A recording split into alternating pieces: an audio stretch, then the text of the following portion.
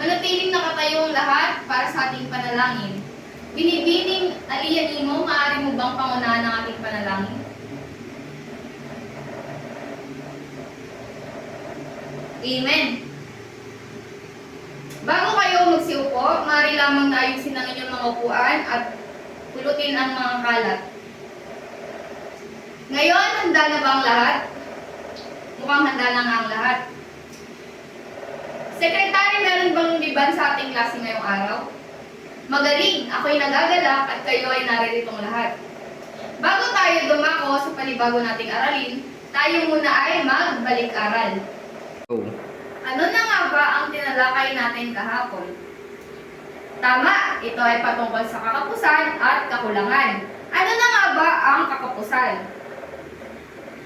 Magaling, ang kakapusan ay ang limitadong yaman ng isang bansa. Ano naman ang kakulangan? Magaling, ang kakulangan ay ang sandaliang nangyayari sa ating ekonomiya. Batid ko, natutuwa ko at batid ko na kayo ay nakikinig sa ating talakayan kahapon. Go! Bago tayo tuloy ang dumako sa ating panibagong aralin, tayo muna ay magkakaroon ng aktibidad. Ito ay pinamagatang ilista natin. Narito ang panuto ng ating aktibidad. Panuto, maglista ng 3 bagay na mahalaga sa inyo bilang isang mag-aaral. Sulat ito ng sunod-sunod ayon sa kalagahan. Ipili ako ng 3 mag-aaral na magbabahagi ng kanyang ginawa. Tapos na ba ang lahat? Kung ganon, maaari lamang na ipasa mo yung mga papel mula sa likod, papunta sa harap, mula sa gilid, papunta sa gitna.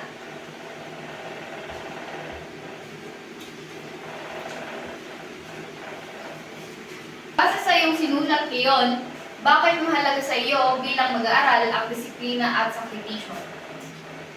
Tama! Ang pagkakaroon ng disiplina sa pag-aaral at willingness na magsakripisyo ay mahalaga para maabot ang layunin.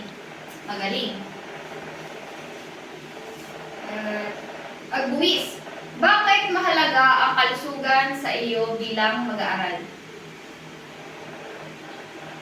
Magaling. Ang pagiging malusog ay mahalaga upang makapag-aral ng mabuti at magkaroon ng sapat na lakas at enerhiya. Base sa iyo, Sherwin, bakit mahalaga ang ballpen at papel sa pag-aaral? Tama, dahil ito ay mga pangunahing kagamitan kailangan sa pag-aaral. Ngayon, may ideya na ba kayo sa ating bagong paksang tatalakay ngayong araw? Tama, ito ay patungkol sa pangangailangan at kagustuhan. Ngayon ay atin munang alamin kung ano nga ba ang kahulugan ng pangangailangan at kagustuhan. Ano nga ba ang pangangailangan? Go! Pangangailangan, mga bagay na lubhang mahalaga upang ang tao ay mabuhay. Kung ipagkakait ito, magdudulot ito ng sakit o kamatayan. Ang pangangailangan, ito ay tumutukoy sa mga bagay na mahalaga sa ikabubuhay ng tao tulad ng pagkain, damit, gamot at iba pa. Ay ang kagustuhan. Bakit kaya ito hinahangad ng tao? Go! Kagustuhan, mga bagay na ginusto lamang ng tao at maaari itong mabuhay kahit wala ito. Ang pag-realize sa tubig nito ay bunga lamang ng layaw ng tao. Ang kagustuhan ay mas mataas na antas kaysa sa pangangailangan na kung saan nagbibigay lamang ito ng satisfaction o kasiyahan sa isang tao. Ano nga ba ang pagkakaiba ng pangangailangan at kagustuhan? Katulad nga ng naririto, ang pangangailangan ay bahay, pagkain, gamot, tubig, at tulog. Samantalang ang kagustuhan naman ay ang mga bagay na mas mataas kaysa sa pangangailangan. Halimbawa na lamang nito ay mga sasakyan, gadgets, alahas, at kung ano-ano pa. Ang pangangailangan at kagustuhan ay walang katapusan. Alam niyo ba, class, na ang pangangailangan ay may tsorya? Ang tsoryang ito ay tinatawag na Maslow's hierarchy of needs. Ayon kay Maslow, habang patuloy na pupunan ng tao ang kanyang pangangailangan, umusbong ang mas mataas na antas ng pangangailangan o tinatawag na higher needs. Hierarchy ni Maslow ay naglalaman ng 5 antas kung saan ito ay nagsisimula sa pinakamababang antas hanggang sa pinakamataas na antas o tinatawag na higher needs. Una ay ang physiological needs o ang pangangailangang physiological. Ito ay tumutukoy sa mga bagay na pinakakailangan ng tao upang mabuhay. Kagaya na lamang ng hangin, tubig, pagkain, Tirahan. bahay, tulog, damit, at iba pa. Kung ito ay hindi mapupunan, maaaring magkaroon ng sakit o maging sanhi ng pagkamatay. Ngayon naman, dumako tayo sa pangalawang antas ng hierarchy ni Maslow kung saan ito ay ang pangailangang pansiguridad.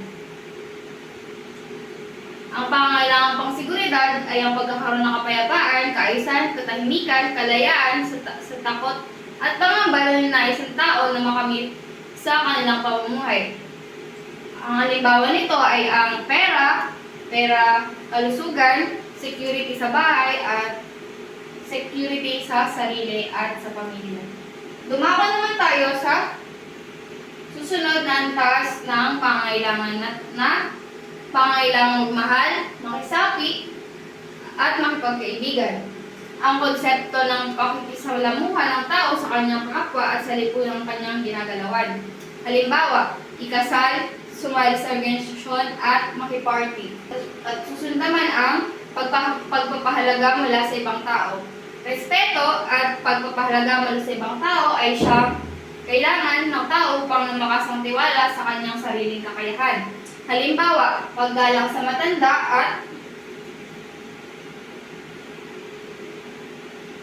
nasa mataas na lipunan, disiplina sa sarili. At dumako naman tayo sa pinakamataas na antas o self-actualization. Ang pagpapahalaga sa kaganapang pagkatao, pinakamataas ng antas ng pagkatao, may tuturing yung tagumpay ng isang tao kapag ang kanyang ambisyon, pangarap sa buhay ay makamit kasiyahan at karangal ng isang tao siya at ay ginagalang dahil sa kanyang mga nagawa sa lipunan sa sarili. Go. Naniniwala ba kayo na dapat maging matalino tayo sa pagdedesisyon? Ang matalino ng pagdesisyon ng tao ang kailangan upang ang pangangailangan ay unti-unting matugunan hanggang sa maabot ang pinakamataas na pangangailangan. Maglabas ng ballpen at papel at sagutan ang mga sumusunod. Na ba ang lahat? Kung ganon, maaaring ipasa na lamang mga papel mula sa likod, pupunta sa harap, gilid, pupunta sa gitna. Bago tayo magtapos sa ating aralin, mag-iwan muna ako ng kasunduan. Basahin ang susunod na aralin.